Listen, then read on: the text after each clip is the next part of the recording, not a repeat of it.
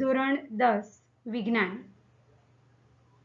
Chapter 15 આપણું પર્યાવરણ, જેના ભાગ 1માં આપણે પર્યાવરણ અને નિવસન તંત્ર અને એના ઘટકો વિશે ચર્ચા કરી, એટલે કે બંધારણ વિશે થોડી ઘણી શરૂઆત કરી.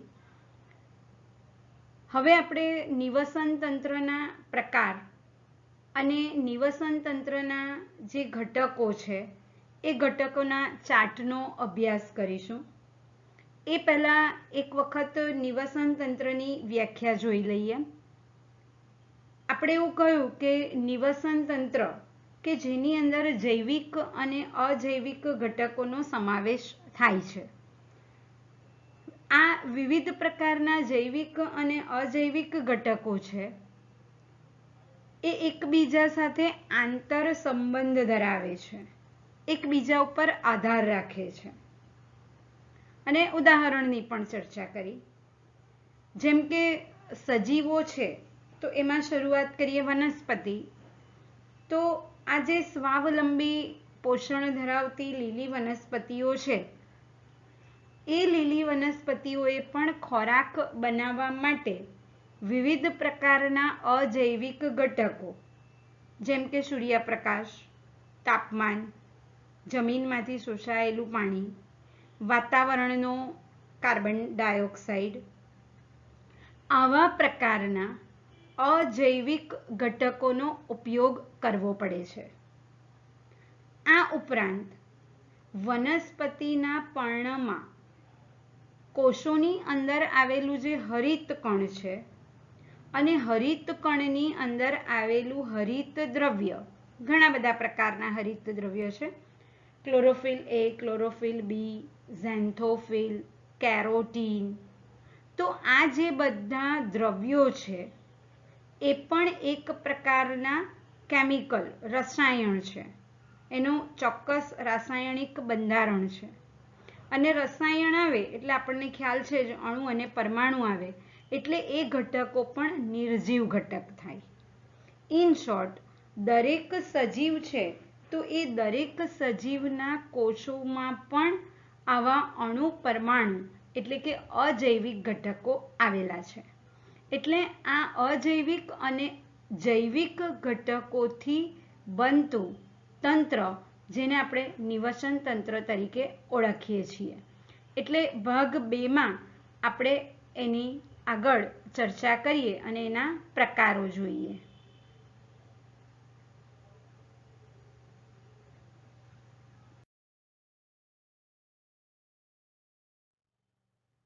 સૌથી પહેલા નિવસન તંત્ર, એના 2 પ્રકાર, કુદરતી નિવસન તંત્ર અને કૃત્રિમ નિવસન તંત્ર.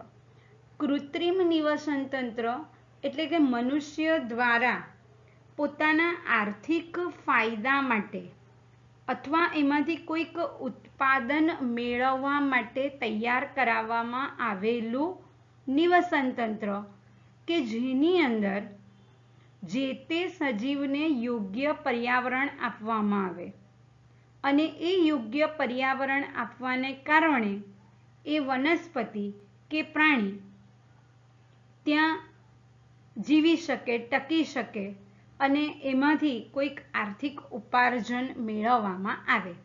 ઘણા બધા ઉદાહરણ એની અંદર પણ લઈ શકાય.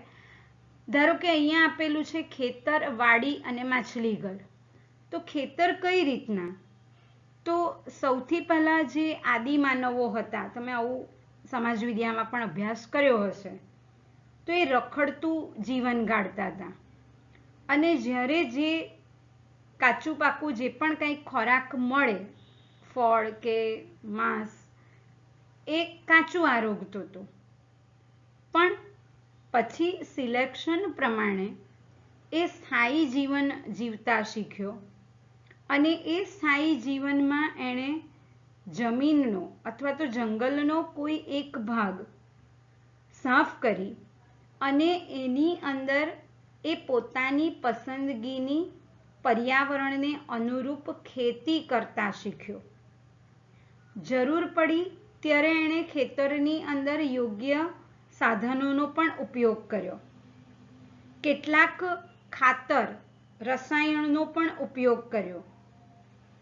વધુ પાક મેળવવા માટે પેસ્ટિસાઇડ્સ, ફંજીસાઇડ્સ એટલે કે કીટનાશક, ફૂગનાશક વગેરેનો પણ ઉપયોગ કર્યો અને માનવ સર્જિત કેટલીક સાધનો અને પ્રવૃત્તિ પદ્ધતિનો ઉપયોગ કરી અને યોગ્ય નિવસન તંત્ર બનાવી અને એમાંથી પાક મેળવ્યો, ઉપાર્જિત કર્યું. એટલે ખેતર એ કૃત્રિમ નિવસન તંત્ર છે. એ જ રીતના માછલી ઘર.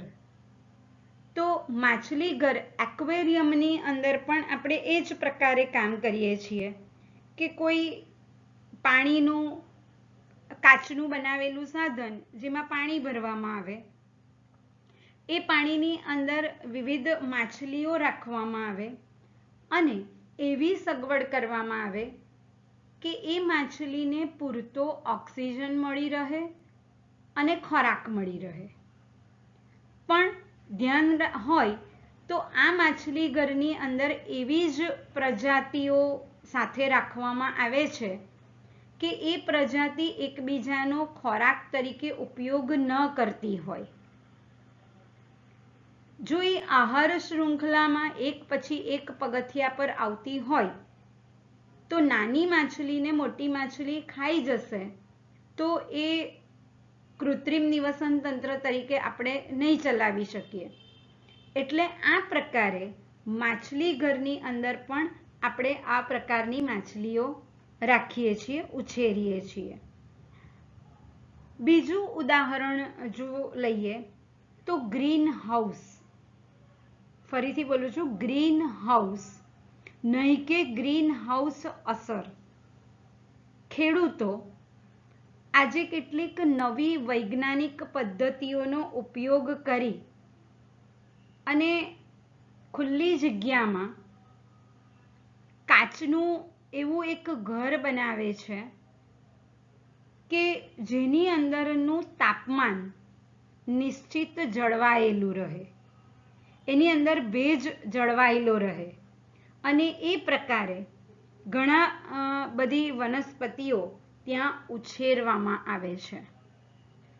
કૃત્રિમ પદ્ધતિ તરીકે જે રીતે આપણે આ ગ્રીન હાઉસની ચર્ચા કરી એ જ રીતે આજે ઘણી બધી વનસ્પતિઓ એવી છે, આપણને ખ્યાલ છે જ કે વનસ્પતિ ઉછેરવી હોય તો બીજની જરૂર પડે, પણ આજે નવી ટેકનોલોજીઓ પ્રમાણે જેમ કે ટીશ્યુ કલ્ચર, પેશી સંવર્ધન પદ્ધતિ, તો આ પદ્ધતિ પ્રમાણે બીજ વગર પણ નવા છોડનું સર્જન કરાવી શકાય છે અને એ જ રીતે એક સરખો પાક, ધારો કે શેરડી ઉગાડવી હોય તો એવું નહીં કે અલગ અલગ પ્રજાતિની અથવા તો કોઈક શેરડીમાંથી વધારે રસ મળે તો કોઈકમાંથી ઓછો, કોઈકને રોગ થાય તો કોઈકને ન થાય, એ રીતે નહીં. આખા ખેતરની અંદર એક જ પ્રજાતિની શેરડી ઉગાડવામાં આવે કે કોઈ પણ પાક કે જેનાથી એક સરખો પાક અને ઉત્પાદન પ્રાપ્ય થઈ શકે. એમાં રોગ પ્રતિકારક શક્તિ પણ સારી હોય છે, જેને કારણે આપણે વધારે પ્રમાણમાં જંતુનાશક દવાઓનો પણ ઉપયોગ કરવાનો રહેતો નથી. એટલે આ પ્રકારે ઉત્પાદન મેળવવા માટે માનવ સર્જિત નિવસન તંત્ર. એ જ પ્રકારે હવે તો મધમાખી ઉછેર પણ આ પ્રકારે યોગ્ય પર્યાવરણ આપી અને કરવામાં આવે છે. એટલે આ ચર્ચા થઈ કૃત્રિમ નિવસન તંત્રની. એ જ પ્રકારે કુદરતી નિવસન તંત્ર તો એ જે કુદરત દ્વારા નિર્મિત થયેલા છે અને કુદરતના સંચાલન દ્વારા જ એ ચાલ્યા કરે છે. એમાં જૈવિક અજૈવિક ઘટકો એમાં બે છે, સ્થલજ અને જલજ, એટલે જમીન પરના અને પાણીના. અહીંયા સ્થલજ નિવસન તંત્રમાં જંગલો, ઘણા બધા જંગલો છે, તો એ જંગલની અંદર પણ દરેક સજીવ પોતાની રીતે પોતાનો જે નિવસન તંત્રમાં ફાળો છે, ધારો કે વૃક્ષો હશે તો વૃક્ષોનો ફાળો ઉત્પાદન કરવાનો છે, તો આ પ્રકારે એ સજીવો પોતાનું કાર્ય કરે છે. તૃણભૂમિ એટલે ઘાસના જંગલો અને રણ પ્રદેશ, તો રણ પ્રદેશની અંદર પણ કાંટાળી વનસ્પતિઓ છે કે અન્ય પ્રાણીઓ છે, ઊંટ છે, કાંગારૂ રેટ છે, તો આવા અનેક જે સજીવો છે એ સજીવો રણ પ્રદેશની પર્યાવરણથી ટેવાયેલા છે, એટલે એ મરુનિવાસી સજીવ તરીકે એને આપણે લઈએ છીએ, એટલે આ સ્થલજ. અને એ જ રીતના જલજ, તો જલજના આપણે બે પ્રકાર પાડી શકીએ, ફ્રેશ વોટર એટલે કે મીઠા પાણીના નિવસન તંત્ર અને ખારા પાણીનું નિવસન તંત્ર. મીઠા પાણીનું જે નિવસન તંત્ર છે એમાં નદી, ઝરણા, સરોવર અને તળાવનો સમાવેશ થાય છે, જ્યારે દરિયો, સમુદ્ર એ ખારા પાણીનું નિવસન તંત્ર છે.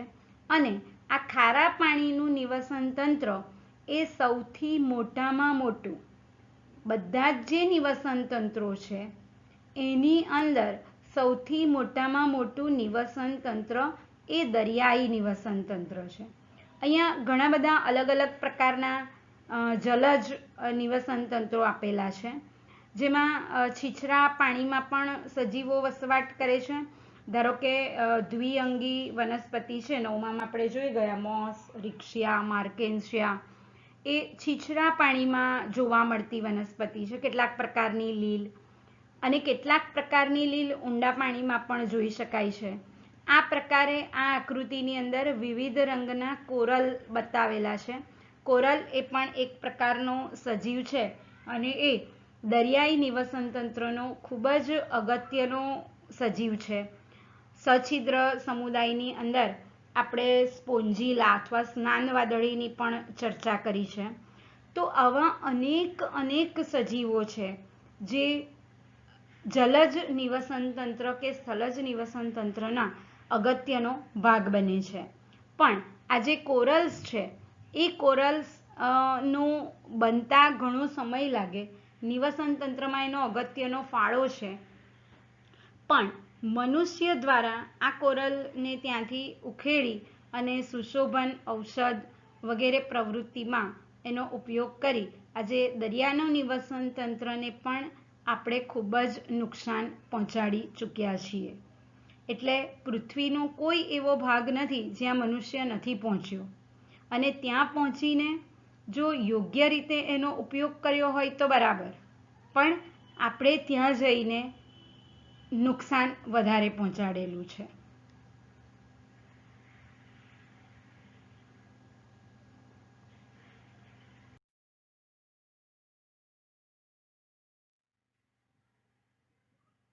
હવે આપણે લઈએ નિવસન તંત્રના ઘટકો. આમ તો એની પછીથી પણ વ્યવસ્થિત હજી ચર્ચા કરવાની છે. તો અજૈવિક ઘટક અને જૈવિક ઘટક. અજૈવિક ઘટકમાં જમીન આવે તો જમીનની અંદર ઉમેરાયેલા ક્ષારનો પણ એની અંદર સમાવેશ થાય. વિવિધ પ્રકારના ખનિજ દ્રવ્ય આયન સ્વરૂપે પણ હોઈ શકે.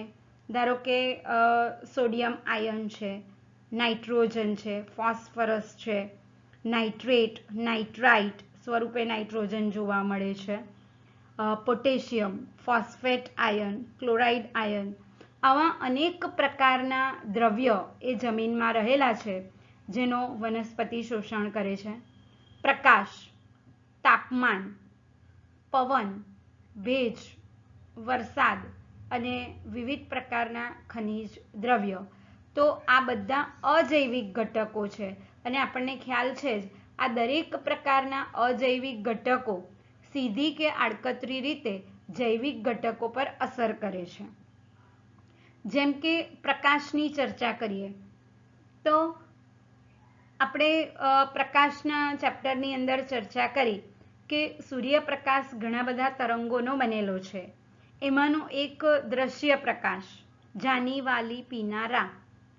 તો આ જે અલગ અલગ તરંગ લંબાઈનો પ્રકાશ છે એમાં ખાસ કરીને વધારે તરંગ લંબાઈ, રાતો, લાલ, એનું શોષણ કરી વનસ્પતિ સારામાં સારું પ્રકાશ સંશ્લેષણનું કાર્ય કરી શકે છે. એટલે જ્યારે ઓછી તરંગ લંબાઈનો પ્રકાશ પ્રાપ્ય હોય તો પ્રકાશ સંશ્લેષણનો દર પણ ઘટી જાય છે. એટલે આ પ્રકારે આ બધા જ અજૈવિક ઘટકો એ નિવસન તંત્રના ઘટક તરીકે જૈવિક ઘટક કે અન્ય અજૈવિક ઘટકો ઉપર સીધી કે આડકતરી રીતે અસર કરે છે. બીજું અહીંયા એક હજી ઉદાહરણ જોઈએ તો સામાન્ય રીતે ભેજ. તો લીલી વનસ્પતિ જે છે એટલે કે ઉત્પાદકો, તો એ લીલી વનસ્પતિ બાષ્પોત્સર્જનનું કાર્ય કરતી હોય પર્ણ દ્વારા, વાયુરંધ્ર દ્વારા. તો એ જ્યારે બાષ્પોત્સર્જનનું કાર્ય કરે ત્યારે એ હવામાં ભેજ મોકલે, પાણી બાષ્પ સ્વરૂપે મોકલે, અને એ મોકલેલો ભેજ જ્યાં સુધી પવન દ્વારા દૂર ન ખસે ત્યાં સુધી વનસ્પતિ બાષ્પોત્સર્જન બીજું કે વધારાનું કરી શકતી નથી. એટલે આ પ્રકારે ભેજ અને પવન પણ એકબીજા પર આધારિત છે. હવામાં આ રીતે મોકલાયેલું પાણી, ભેજ, એ ઘનીભવન થઈ વાદળનું નિર્માણ થાય અને વરસાદ પડે. એટલે આ પ્રકારે દરેક ઘટકો એકબીજા પર આંતર સંબંધ ધરાવે છે. માત્ર એવું નથી કે અજૈવિક જૈવિક પર જ આધાર રાખે અને જૈવિક અજૈવિક પર, પણ અજૈવિક ઘટકો પણ એકબીજા સાથે સંબંધ ધરાવે. જૈવિક ઘટકો તો એકબીજા સાથે પોષણમાં સંબંધ ધરાવે જ છે અને જૈવિક અજૈવિક પણ એકબીજા પર આધાર રાખે છે. હવે આપણે લઈએ જૈવિક ઘટકો. એમાં ઉત્પાદકો તરીકે લેવામાં આવે છે બધી જ લીલી વનસ્પતિઓ કે જેની અંદર ક્લોરોફિલ અથવા તો રંજક દ્રવ્ય છે વિવિધ કલરના, એટલે પોતાનો ખોરાક જાતે બનાવી લે છે. અને આમ ઉત્પાદકો એ સૂર્યપ્રકાશ, ખનિજ દ્રવ્ય, કાર્બન ડાયોક્સાઇડનો ઉપયોગ કરી ગ્લુકોઝ સ્વરૂપે ખોરાક બનાવે અને એ ઉપયોગ પણ કરે છે અને પોષણ સ્તરમાં એના કરતાં ઉપર આવેલા બધા જ ઉપભોગીઓ કે જે ઉત્પાદકોનો કે પોતાના કરતાં નીચે આવેલા ઉપભોગીઓનો ખોરાક તરીકે ઉપયોગ કરે છે. આ જે ઉપભોગીઓ છે એ પોતાનો ખોરાક જાતે બનાવી શકતા નથી, એટલે કે વિષમપોષી છે. એમાં એક પ્રથમ કક્ષાના ઉપભોગી તરીકે તૃણાહારી કે જે સીધો ઉત્પાદકોનો ખોરાક તરીકે ઉપયોગ કરે છે. આ જે તૃણાહારીઓ છે એનો ખોરાક તરીકે ઉપયોગ માંસાહારીઓ કરે છે, એટલે દ્વિતીય કક્ષાના ઉપભોગી તરીકે એનો સમાવેશ થાય છે. તૃણાહારી અને માંસાહારી બંનેનો ખોરાક તરીકે ઉપયોગ થતો હોય એવા મિશ્રાહારી છે, અને આવા માંસાહારી, મિશ્રાહારી કે તૃણાહારીઓ ઉપર પોષણ માટે આધાર રાખે એવા પરોપજીવીઓ. પરોપજીવીઓ બે પ્રકારના છે, અંતઃપરોપજીવી અને બાહ્ય પરોપજીવી. જેમ કે કૃમિઓ છે, એ કૃમિઓ અંતઃપરોપજીવી છે.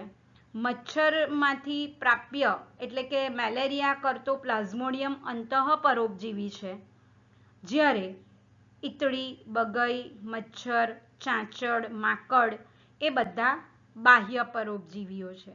આ જ પ્રકારે વનસ્પતિઓ પણ અંતઃપરોપજીવી અને બાહ્ય પરોપજીવી હોઈ શકે.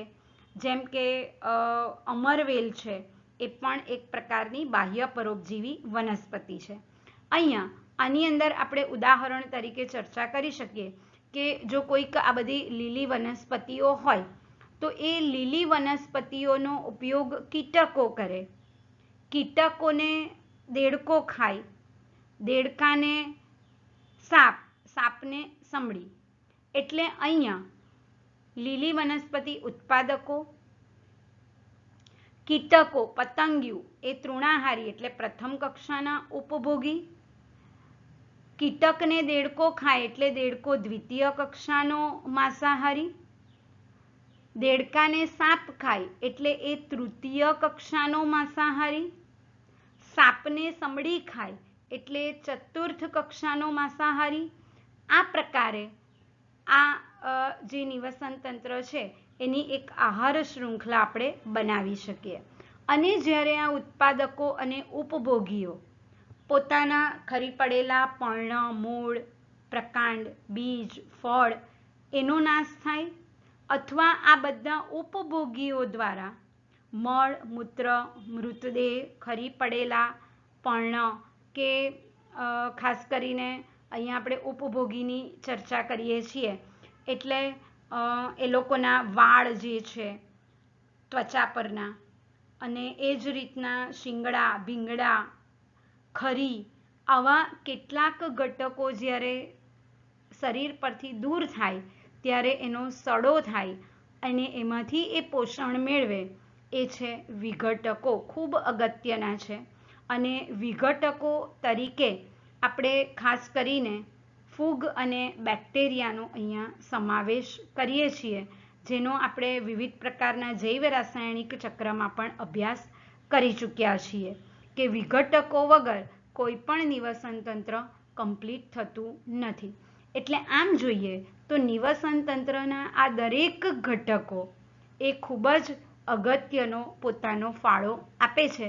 અહીંયા એક નિવસન તંત્રની અહીંયા ચર્ચા કરેલી છે.